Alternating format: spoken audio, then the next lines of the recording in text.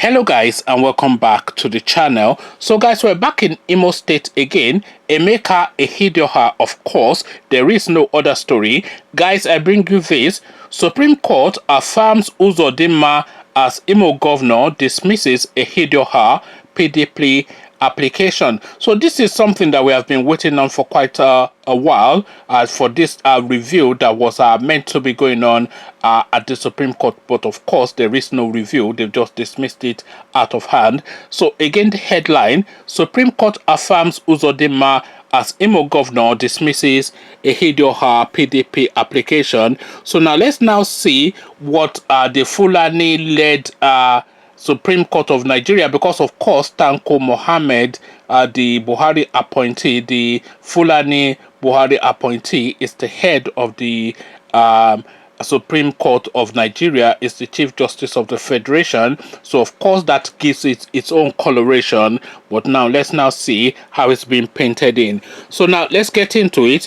The Supreme Court on Tuesday affirmed Hope Uzidinma as the governor of Imo State. The apex court sacked the application by the state's former governor, Ihedioha, for the review of its January 14, 2020 judgment. In its earlier judgment of January 14, the court had sacked Ihedioha of the People's Democratic Party PDP as governor of Imo State. It declared Hope Uzidinma of the All Progressive Congress APC as the governor of Imo State. It declared Hope Uzidinma of the All Progressive Congress APC as the state governor instead of Ihedioha. But Ihedioha and his party, PDP, not satisfied with the ruling, returned to the apex court, urging it to review and reverse its earlier ruling. However, after adjourning hearing of the matter twice, the Supreme Court on Tuesday finally listened to the matter. In its judgment, a 7-man panel of the apex court, led by the Chief Justice of Nigeria, Justice Tanko Mohammed, in a split ruling of 6-1, said the application of Ihedioha was like an invitation for it to sit on an appeal over its own judgment. It therefore said the application for the review of its earlier ruling lacked merit and dismissed it. And that is the sum total of all of it now. Everything that we have been waiting for now, that these are a judgment that was made by Tanko Mohammed was so egregious and so runs contrary to fair play, decency, rule of law, and everything that is known for of balance in humankind, that it so runs contrary. Because you have to remember, of course, that Ihedioha is the choice of the Imo State people. He is the choice. You know that, and I know that. And you also have to remember that Hope Uzidinma, who is from the party of Tanko Mohammed, who now so conveniently happens to be the Chief Justice of the Federation. Because you have to remember that Tanko Mohammed, of course, a Buhari loyalist, is also a member of the APC. Either a card-carrying member or a member by sympathy, but is certainly not a neutral party. I don't think anybody can really dispute that. So now, what we're contending with, though, in Imo State is that this APC Chief Justice of the Federation, Tanko Mohammed, has sacked the person that was elected by the Imo State indigents, because make no mistake, the people of Imo State do prefer and have chosen Ihedioha. He is the popular choice of that state, and he did win that election. There's absolutely no real question about that. So they've sacked this person that came first. They've then installed not the person that came second, not the person that came third, but Hope Uzidinma, who came number 4. That is 1, 2, 3, 4 in that election, but who so conveniently happens to be a member of the party that the Chief Justice of the Federation belongs to. They've now installed him as the governor of Imo State. This is what Tanko Mohammed has done to the Igbo people. So egregious was that judgment, and so a bitter appeal to take was it that the whole of humanity and boiled down to the Nigerian core of it, then said, no, you have to review this because this is really not really the direction that anybody should follow. This is so shameful a thing that if you do this, you will permanently mark this country almost irreversibly. So this is why they then went to the Supreme Court to say, review this please, because this is just not it doesn't weigh in any way in the direction of rightness or justice or balance or anything that is normal or righteous or wholesome. So they asked them to review it, but of course you do know and you must know that somebody like Tanko Mohammed will always double down on our ignorance because his thinking in life is not beyond the narrowness of his own hegemony, which is some Fulani mindset, and he cannot really reason beyond that. And of course, him not being able to reason beyond that is this now a thing that he has returned again to say that no, I am going to double down on my ignorance. So now this is now some of the spill-offs of that, because of course there's now been people coming out in the public space now to have their say. So we go first to the short man of Edo State. You know who he is, of course, the short little man from Edo State. So now let's now see what Adams has to say, and this is Adams' headline: Supreme Court ruling on Uzidinma versus Ihedioha refreshing. So this is how he's decided to term his own public pronouncement on this judgment, and this is a headline, of course, attributed to Adams Oshiomhole. So the headline again: Supreme Court ruling on Uzidinma Ihedioha refreshing. So Adams Oshiomhole now having his own say, and let's see what the little man has to say. National Chairman of the All Progressive Congress APC, Adams Oshiomhole, has described as refreshing the Supreme Court dismissal of the application for review of its January 14, 2020 judgment, which removed Emeka Ihedioha as Imo State Governor and declared Hope Uzodinma as the valid winner of the last governorship election in the state. Oshiomhole, who was on a private visit to President Muhammadu Buhari whilst reacting to the Supreme Court judgment, told State House correspondents that compared to the Bayelsa State judgment, the decision from the court was predictable. He said, I think it is refreshing and quite predictable in the sense that from the attitude of the Supreme Court last week on Bayelsa, that nothing was wrong with the candidate. The lower court did not disqualify the candidate. The issue of the candidate was not before the Supreme Court, and yet the Supreme Court made a decision which we thought that benefited from, in the words of Mr. Olanipekun, some human corrections, and the court says no. Whatever they have done is final. If that is the tradition of the court, unless they want to be changing it every other day, I know nothing that has happened today was strange. We know Ihedioha did not have the required number, and that is a fact that nobody has ever disputed. How anybody thought he can impose someone who did not meet the spread is only known to the PDP, because they specialize in rigging and they see rigging as their birthright. And that is why they could have the guts to be protesting in front of foreign embassies as if Nigeria is a colony under the supervision of some foreign powers. So I think what the Supreme Court has done today is just to reaffirm that they are supreme, and whatever they did in the last time was on the basis of what was before them. They did not make mistakes. There is no gap, no ambiguity, and therefore there is no basis to reapproach them to sit on the appeal in their own judgment. Of course, as a party chairman, APC members, and indeed all Democrats and all those who believe in the rule of law, who believe that as imperfect as the Supreme Court can be, they remain supreme. We are happy and we thank God that the whole litigation process has come to an end, because like if the justice said, there has to be an end to litigation, and I cannot agree less, so that the people of Imo State can relax, sit back, and work with their governor, and that all hands are on deck to fill up the gaps so that Imo people will witness sustainable growth and development. On the argument that votes in the Imo election that gave victory to Uzidinma was more than the validly registered voters, the APC chairman said what Nigerians should rather worry about is to see amendments to law that will ensure candidates who was rejected at the polls does not find his way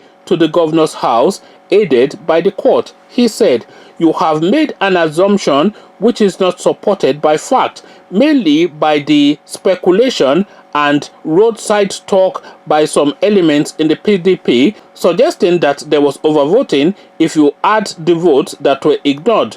Those were not proven because if they were, it was up to their council to provide evidence that it was more than the registered voters, not go and say it on television. Matters before the court are canvassed before the court. Issues not raised in court cannot be raised on television.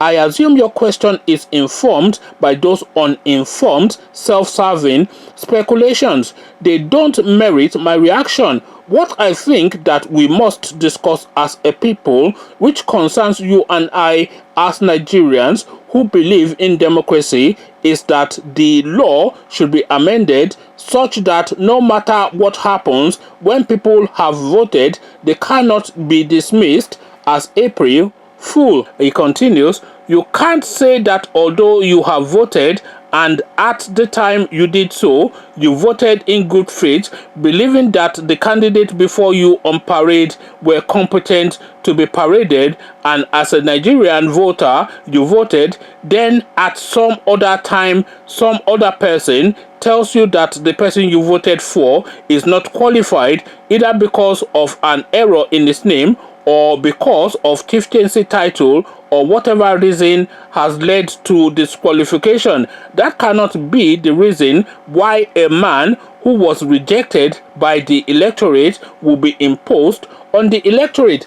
So the lack of honesty and the hypocrisy of these people is something that continues to stagger me. Yes, I am naive in that positioning, but really it staggers me. Let's just go to that comment again. Let me just pick it up from here.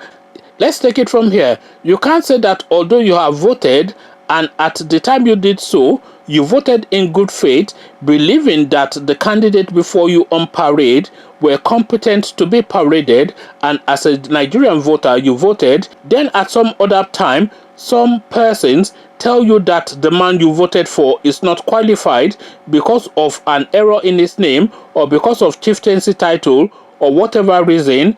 So those are the words of the chairman of Malam Buhari's party, Adams Oshiomhole. Those are not my words. Those are the words of Adams Oshiomhole. It says, that cannot be the reason why a man who was rejected by the electorate would be imposed on the electorate. The lack of irony, the dishonesty, the almost crass criminality of that comment is not lost on me, and I'm sure it's not lost on you. So the person that has been rejected by the electorate will be the person that came number 4 in the election. Am I right? So the person that has been accepted by the electorate will be the person that came number 1 in the election. Am I right? If I'm wrong, please tell me, because I'm happy to accept if I'm wrong, if you're able to present a cogent argument. So what this person, this short little man from Edo State, will have us have is that the person that came number 4 in the election is actually the choice of the people of Imo State. Now, there's still a lot more to this article, but I am going to stop here because I don't want to get too irritated or too irate, because I do these things all the time, but it never fails to wind me up when I read.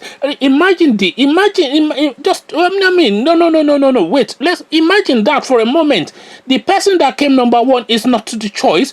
but the person that came number 2 is not the choice either. The person that came number 3 is not the choice either. But the person that came number 4, who so happens to be a member of the ruling party and a member of the party that the Chief Justice of the Federation, Tanko Mohammed, sitting in judgment over this matter, happens to come from, is the choice of the people. And this is what Adams Oshiomhole would have you believe is justice and fair play and the rule of law playing out. So this is Nigeria now, and this is now. We have another 3 years of these people, and if they have started now at this point, you can only then imagine that it will just continue to spiral down and spiral down, and by the time that these people are done, they will take us back to the Stone Ages.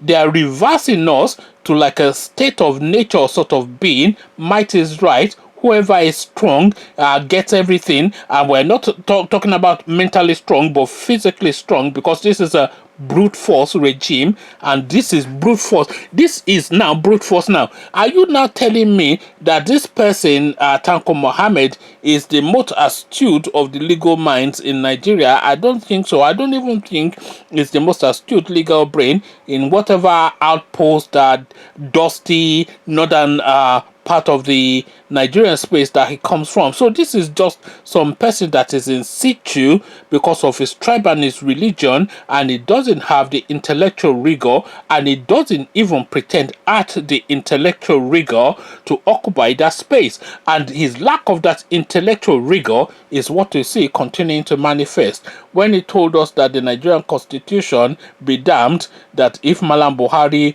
has a school start or not, he will continue to be the Nigerian president and is eminently qualified. And he then comes to tell us that the person that came number 4 in Imo State is actually the will of the Imo people, and whatever the Imo people think, whether if they don't like it, they can lump it, but that is what they are going to suffer for another 4 years. So Hope Uzodinma, who was not elected by anybody, who knows that he was not elected by anybody, who is not liked by the Imolites, and who knows that the people of Imo State do not like him, what then is he going to do in that period that is in that seat, other than just to serve his own self-interest? You don't like me, I don't like you, I'm here against your will, and I will just serve my interest and the interest of the people that put me there. This is really what is going to happen. So there'll be nothing of significance that will happen in Imo State for the next 4 years, because of course the people do not want this guy, and this guy is going to rebel or against the rejection of the people, and of course suffer the people as a consequence of that. So it's just all of these things rounded off in this judgment now, and so egregious was that judgment that the whole of Nigeria had to tell these people that, look, this is not right, you cannot do this thing, because what you do, what the Supreme Court does within the Nigerian space is a precedence that stands almost as an act of law. It's almost like a legal it is a legal pronouncement, but it's almost like creating a law, because the legal process is based on precedents, and the precedents that supersedes all else is the Supreme Court, because they say in Nigeria that after the Supreme Court, then you just have to surrender to God. So if this is now what is now being presented by the Supreme Court, led by this Fulani guy that is saying that he wants a Sharia system within the Nigerian legal structure, so if this is now what is being presented, then we can just all hands up and then think that now we're in trouble. So we are in trouble in Nigeria, but which way out really is the question. Come tell me the direction of travel that you see as the panacea to the myriad of palavers that we're having within our own dear country in the comment section. So let's have a conversation around all this in the comment section. But before you come join me in the comment section to have that conversation, click on the red subscribe button so it turns gray. The bell button notifies you every time I drop a new video. Then come join me in the comment section to have a real detailed discussion around all these. So I'll leave you here. Carry on with you in the comment section. But here I say peace.